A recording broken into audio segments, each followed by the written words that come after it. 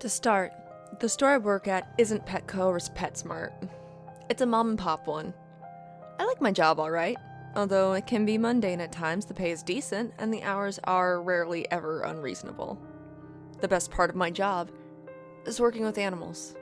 Sure, having to clean their cages isn't the most pleasant thing in the world, but it's worth it to play with them every once in a while. However, recently I've noticed things that are disturbing, to say the least. The owners left on Monday, and have left me in charge until next Monday. Everything's going fine until I notice something odd going by the bird section. There was one more bird than there was before. I counted them. There should have been 14, but I counted 15. I checked to see if the extra bird was in our inventory. Sure enough, it wasn't. The extra bird was a cockatiel, and since we sell so many, I couldn't tell which one was the new one. I didn't see how one could have possibly snuck in. My next thought is maybe someone put it there? Although there are two reasons this is unlikely. One, you need a key to get into the display case. And two, there's a rescue center up the street, of which most of the pets we sell come from. If the person wanted to drop their bird off, why didn't they just take it there instead of going through all this trouble to sneak it into the store? I called the owners and explained what I had found. They told me to double check if it was indeed true, and that we might have overlooked the extra bird. If I confirmed there was an extra bird, I was to add it to our inventory. I double-checked to find out there were only 14 cockatiels. I recounted 2 times just to make sure. I decided I'd been under a lot of stress, and I might have imagined the other bird there. I closed the shop, then headed home. The next day, things once again started normally. Nothing seemed weird until I went by the aquatic section. There was one more goldfish than before. This isn't unusual as they tend to breed, but this extra one was fully grown, needless to say. I was starting to get freaked out. Once again, I explained what I found to the owners, and they told me to double check. I did. And like the extra bird, I no longer saw an extra fish. It was, at this point, I considered the possibility I was going crazy. Or that I had some form of schizophrenia I didn't know about until then. I decided that if I noticed anything else similar, I would start recording it. The store doesn't have security cams, since we live in a relatively crime-free area, but I did have some cameras at home which I could use to record footage in the store. These were old cameras, so the footage wasn't HD or anything like that, but the footage they picked up was clear enough to make out. The next day, I noticed we had an extra snake in our reptile section. I had the cameras in my car, in case something like this occurred again. Luckily, I had enough for each section. I made sure to strategically place them in ways where they wouldn't be noticed easily, hiding them behind items on the shelves and things like that. The only difficult thing was making sure the lens wasn't obscured. I hid the cameras, after making sure everything else I needed to do for closing was taken care of. Before I left, I went by the reptile section again, and saw there was one less snake than before. I don't mean that the extra snake had gone away, I mean there was one less than what I thought we originally had. They were kept in separate cases, so it wasn't like they could kill and eat each other. The weird feeling I had before began to turn to worry. I started to feel like I was in danger. From what exactly, I didn't know at the time. The following day, I arrived earlier than usual to collect the cameras I'd hidden. When I stepped in, I was met with a grisly sight. Passing by the cats' cages, they had all been slaughtered. Well, shredded, really. Bits of their flesh clung to the door of their cages, and a trail of blood in the shape of cat paws led to the hamster section. I already knew what I'd see there. The only thing left of the hamsters was a half-eaten head. Poor thing looked terrified. I stepped out to puke and called the police. Then I went back in to collect the cameras. I had to see what they recorded. I got back to the car, locked it, and made to leave it on. If I needed to flee, all I would have to do was switch to drive.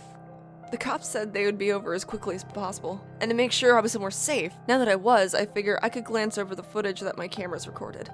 I, of course, started with the cat and hamster footage. First, the cat cages. It started with me making sure the camera was in place. I sped it up a bit, and for 3 hours, nothing was out of place. However, on hour 4, I caught a glimpse of something. Another cat. A gray tabby walked into the frame. It looked at the cats in their cages. Instantly, I saw the cats getting agitated. Their fur bristled and they hissed at the new cat. And here is the really fucked up part. The cat cages are in their own separate room that we make sure to lock every night. The new cat seemed to be searching for a way in. I thought I wouldn't find one until I saw it do something that made my heart stop. it started to stretch itself thin. I didn't fully comprehend what I was seeing at first, but eventually I realized that the cat was stretching itself thin like taffy. When it had gotten thin enough, it flopped on its side and then slid under the crack of the door. Now the cats had gotten even more agitated than before. That thing stretched its head and squeezed into the nearest cage. I could hear a pained scream from the cat inside, followed by silence. And what sounded like meat being grounded. The thing masquerading as a cat pulled its head out of the cage. It looked like a normal cat again, but its face was covered in blood and it licked its lips. The other cats followed suit. Then it squeezed back under the door to get out of the room. Soon it left the frame. I immediately went to the footage of the hamster section. The same cat wandered into the frame. The hamsters reacted the same way the cats had. This time, it began to shrink down, and the shape of its ears changed. Soon, I was looking at a hamster. It squeezed into the hamster cases. Then they met the same fate as the cats. By this point, I felt faint. I would have left the parking lot if it weren't for the police arriving moments later. One commented on how pale I looked, and asked if I needed to see a doctor. I told him that I'd be fine, but that I was in a little shock. They took my statement. I didn't bother mentioning the thing, because I figured they wouldn't believe me. I just told them that it was vitally important they view the footage on my cameras. Before the police left, they called people to clean up for me. I was relieved that I didn't have to clean up any cat or hamster bits. When the cleaners arrived, I called the owners and explained the situation to them. They were mortified, but were glad I was okay. They told me that the shop would have to close for a few days so that we could get this mess sorted out. I was going to leave. Then I remembered something. I had hidden cameras to view the back and front entrances of the store, just in case it was someone sneaking in. I'd completely forgotten about them in the midst of everything. I know I should have given them to the police, but I was so exhausted I decided to head home. After I calmed down, I took a look at the footage on the 2 cameras. Looking back, I'm glad I didn't go to the police right away. The back entrance footage didn't show anything. The front entrance footage, however, did. And even though what I saw was less gory, it scared me far more than what I had seen before. Someone walked into frame. Turned out to be me. I should say the thing that was posing as me, looked directly at the camera. Its eyes looked like mine, but there was this unusually gleeful glint in them. What disturbed me the most was its smile. It looked like it had layers of teeth. Even with the low quality of the camera, I could see it had 3 extra layers of teeth. Now I'm wondering if I should turn this footage into the police? I know they should believe me since they viewed the footage on the other cameras, but what if they think that I messed with the footage? And since it technically shows me as the only person at the store during the time, there may be a chance that everything that's happened could be pinned on me somehow.